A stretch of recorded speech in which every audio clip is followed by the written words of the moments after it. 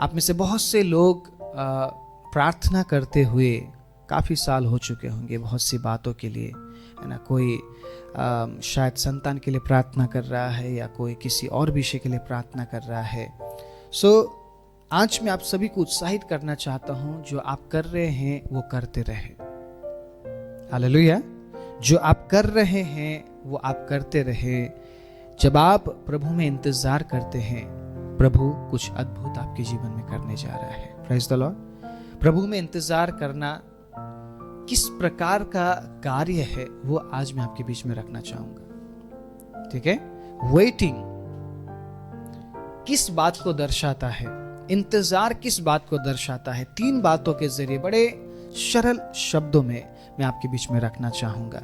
हाँ, शायद आज का प्रचार तड़कता भड़कता ना हो, ठीक है, बहुत सा चीखने चिल्लाने वाला प्रचार ना हो, लेकिन आज बहुत सिंपल तरीके से मैं आपके बीच में कुछ बातों को रखना चाहूंगा कि जो लोग इंतजार कर रहे हैं, इंतजार का मतलब क्या है, क्यों प्रभु इंतजार कराता है।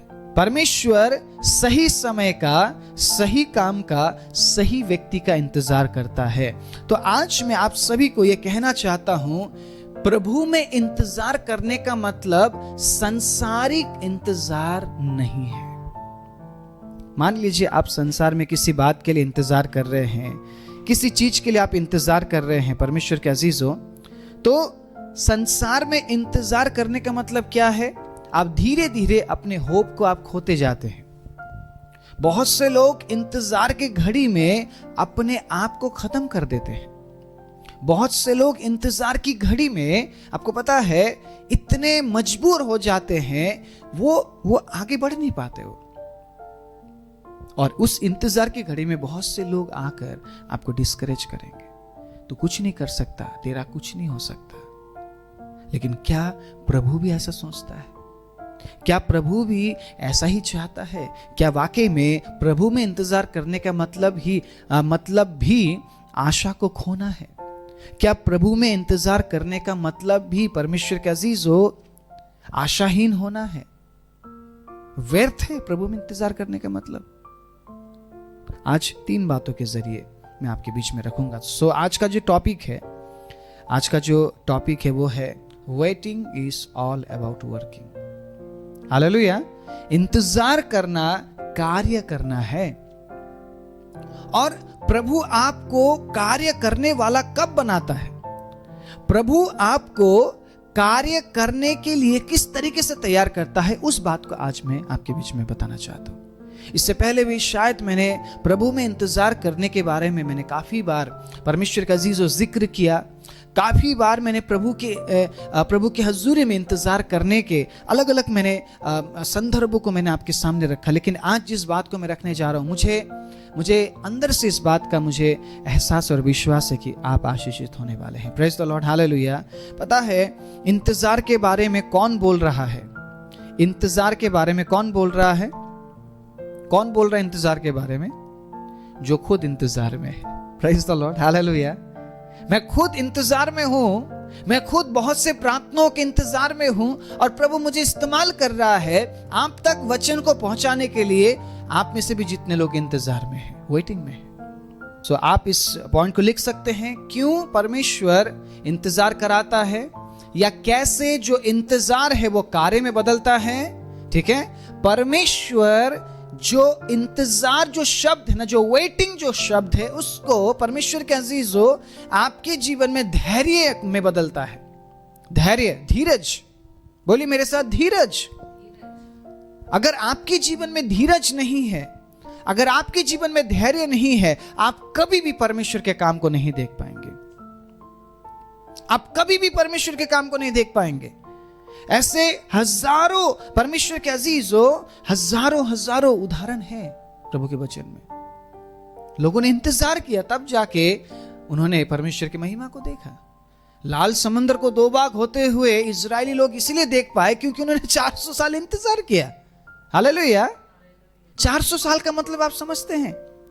हम यहां तो 4 साल नहीं इंतजार नहीं कर पा रहे, हम 2 साल इंतजार नहीं कर पा रहे, हम 10 साल इंतजार नहीं कर पा रहे। इन्होंने 400 साल इंतजार किया।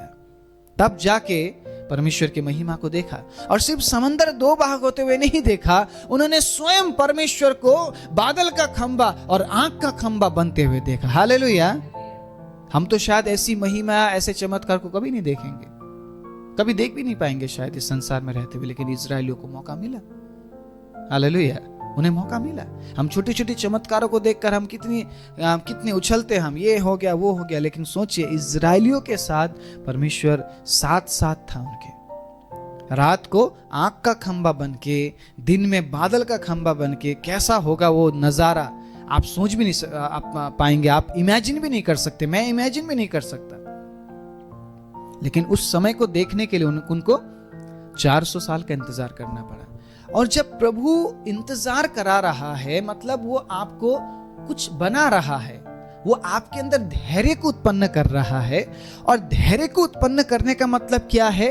आपको बदल रहा है, क्योंकि धीरज में आप पर काम किया जा सकता है।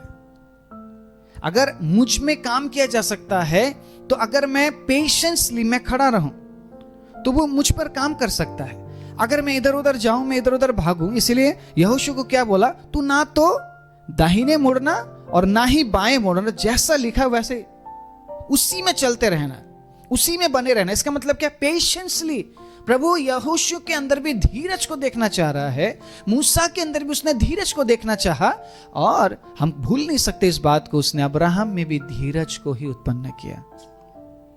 वेटिंग वेटिंग वेटिंग, वो अब्राहम को कहता है इंतजार कर। अब्राहम कहता प्रभु कब कब, मैं तो बूढ़ा हो रहा हूं प्रभु, कुछ दिन बाद तो मरने वाला हूं। प्रभु कहता है मुझे पता है कब करना है, तू टेंशन क्यों ले रहा है? तू बेशक 100 साल का हो जा, 200 साल का हो जा, अगर मैंने बोला है तो मैं पूरा करूंगा। हालेलुया।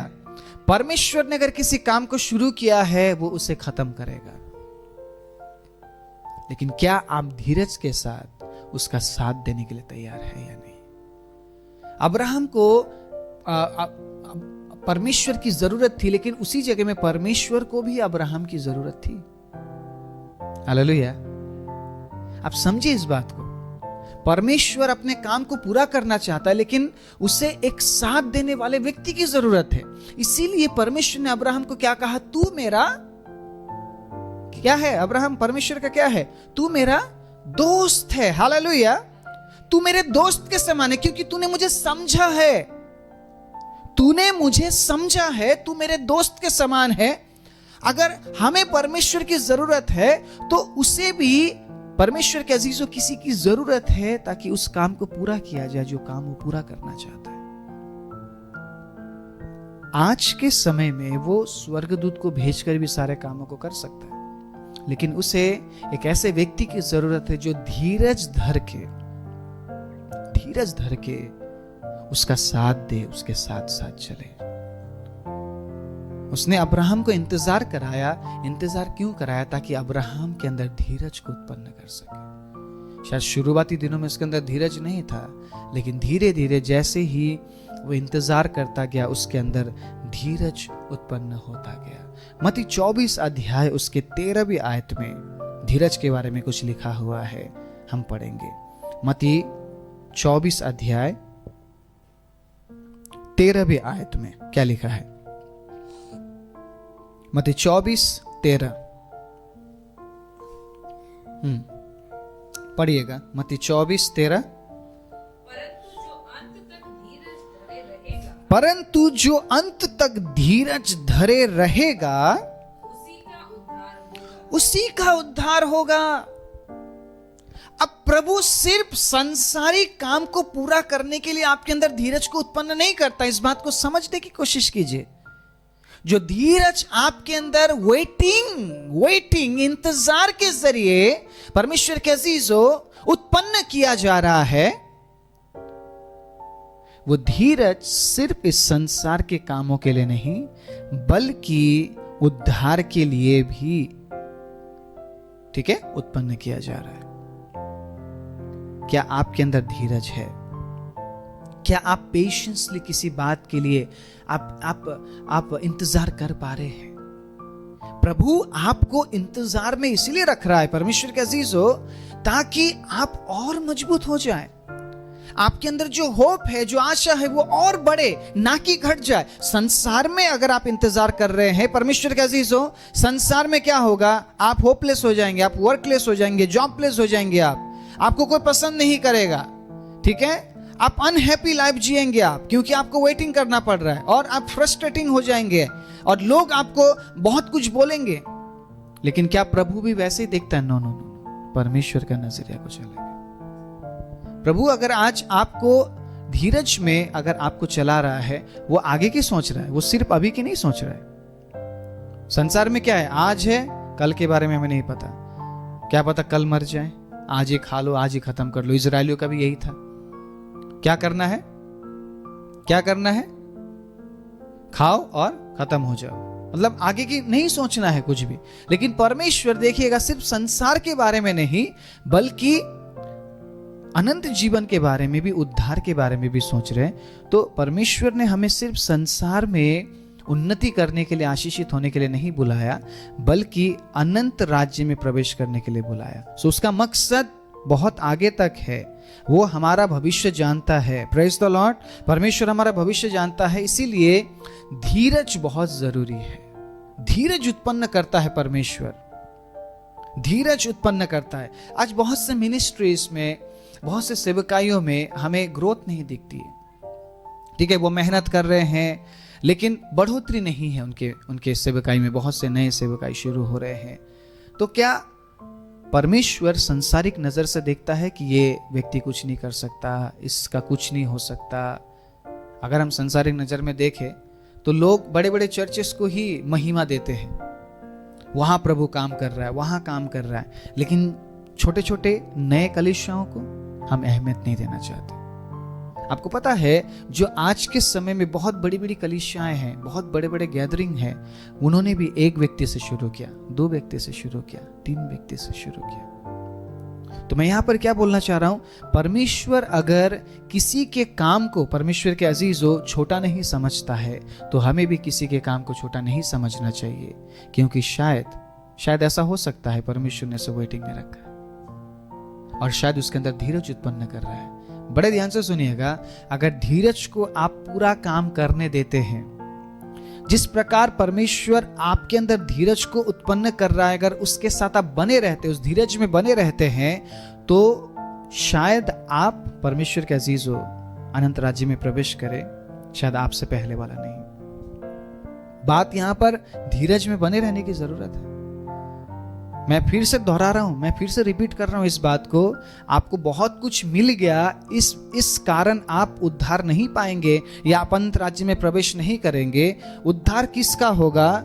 जो अंत तक धीरज धरेगा। सो आज जो धीरज आपके अंदर उत्पन्न किया जा रहा है, वो आने वाले अंत तक है, जब तक ये संसार परमेश्वर का अजीजों बना हुआ है। और जिस दिन ये संसार खत्म होगा, या जिस दिन आपका टाइम खत्म होगा, प्रभु उस दिन तक आपके अंदर धीरज को देखना चाहता है।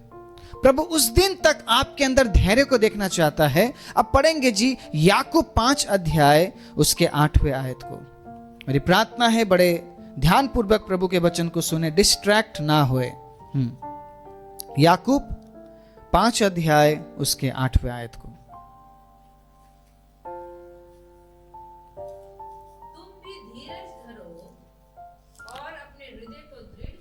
तुम भी धीरज धरो और अपने हृदय को दृढ़ करो, क्योंकि प्रभु का आगमन निकट है। अगेन फिर अनंत राज्य के लिए धीरज के बारे में बात किया जा रहा है। शायद आज आप ये कह रहे हैं कि मैं बच्चे के लिए मैं प्रार्थना कर रही हूं, धीरज धर रही हूं। प्रभु उसी धीरज को आगे बढ़ाएगा। हालेलुया। प्रभु शायद समय ले रहा है ताकि आपको सिर्फ परमेश्वर के अजीजों उस चीज के लिए धीरज धरने वाला आप ना बने, बल्कि वो इसलिए समय ले रहा है परमेश्वर के अजीजों, ताकि आप यीशु के आगमन तक उसी धीरज में बने रहे। कुछ सिखा रहा है, वो कुछ सिखा रहा है हमें उस धीरज में, उस पेशेंस में, उस वेटिंग में। वेटिंग सिर्फ वेटिंग नहीं है, वेटिंग मतलब, इंतजार का मतलब प्रभु हमें धीरजमंद बना रहा है, और उसी वक्त वो काम कर सकता है। इस बात को भी याद रखिएगा। प्रभु काम ही उस वक्त करता है जब आप वेटिंग में हैं। वो आपको सही तरीके से बनाता है, वो आपके जीवन में बहुत से कमियों को परमेश्वर के अजीज दूर करता है और आपको एक नया व्यक्तित्व बनाता है।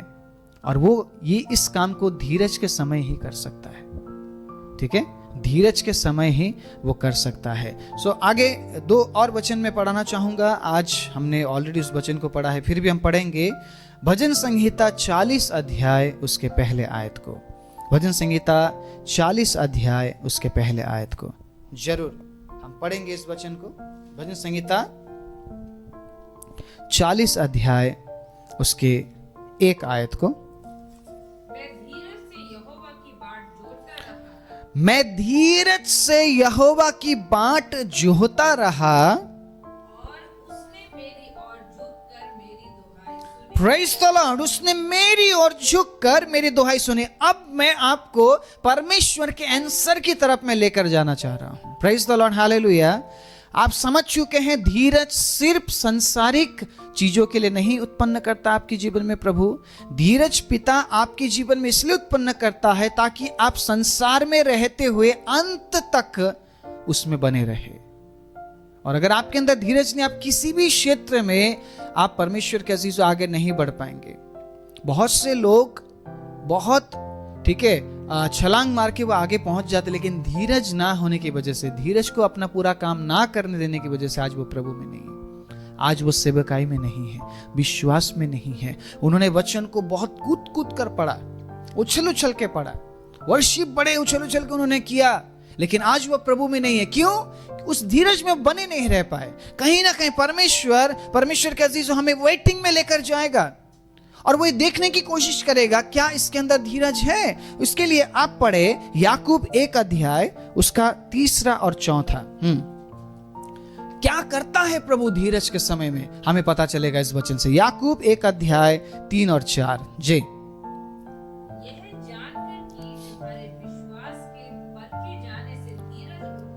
हाँ, अब यहाँ पे परख की बात आई है। जो मैंने क्या बताया इस बात के बारे में क्या बताया मैंने? परख की बात आई है। प्रभु आपको कहीं ना कहीं कभी ना कभी वेटिंग में लेकर जाएगा, इंतजार में लेकर जाएगा, ताकि आपको परख सके क्या आप अंत तक धीरज धरने के लिए तैयार है या नहीं। आपके विश्वास को परखने से आपके अंदर धीरज उत्पन्न होता है। जी, उसके आगे क्या लिखा है? पर धीरज को अपना पूरा काम करने। हाँ, अब समझ आ रही बात। यहाँ पे धीरज को पूरा काम करने दो। कि तुम पूरे और सिद्ध हो जाओ और तुम में किसी बात की घटी ना रहे। मतलब जो आत्मा का जो फल है उसमें भी हम धीरज को देखते हैं। इसका मतलब जो धीरज है परमेश्वर के अजीजों, वो आत्मा के 9 फलों में से एक फल है। Praise the lord, hallelujah. So जब आप धीरज में हैं परमेश्वर के अजीजों, प्रभु अपना फल आप में क्या कर रहा है? प्रभु अपने फलों से आपको भर रहा है। प्रभु अपना फल आप में उड़ेल रहा है और आपको तैयार कर रहा है पवित्र आत्मा के फल के जरिए, ताकि आप में किसी बात की घटी ना रहे। Praise the Lord. ये प्रभु कर सकता है। अगर हम अपने नजरिया से देखें कि हम प्रभु के राज्य में प्रवेश करेंगे कि नहीं, तो हमें सिर्फ हमारे गलती, हमारे पाप दिखेंगे, क्योंकि हम हर एक जगह रॉन्ग हैं। हम राइट करना चाहते हैं, अच्छा करना चाहते हैं, हमसे रॉन्ग ही होता है। परमेश्वर के अजीज, हम नहीं कर पाते कई बार उन कामों को, लेकिन प्रभु कर सकता है। परमेश्वर के लिए असंभव नहीं है। लेकिन प्रभु अगर आपके जीवन में काम करना है तो धीरज बहुत इंपॉर्टेंट है। और धीरज आत्मा के 9 फलों में से एक फल है। अगर आप धीरजबंद है, आप समझ लीजिए इस बात को, आपके अंदर ऑपरेट किया जा रहा है उस फल के जरिए। आप ऑपरेटेड हैं। Praise the Lord. आप उस फल में चल रहे हैं। Praise the lord, hallelujah. आप उस फल में चलाए जा रहे हैं। लेकिन अगर आपके अंदर पेशेंस नहीं है, आप इंतजार नहीं कर पा रहे, इसका मतलब आत्मा का जो धीरज वाला फल है वो आपके अंदर नहीं है। और प्रभु क्या कह रहा है? काम करने दो धीरज को, और उसके लिए समय लगेगा।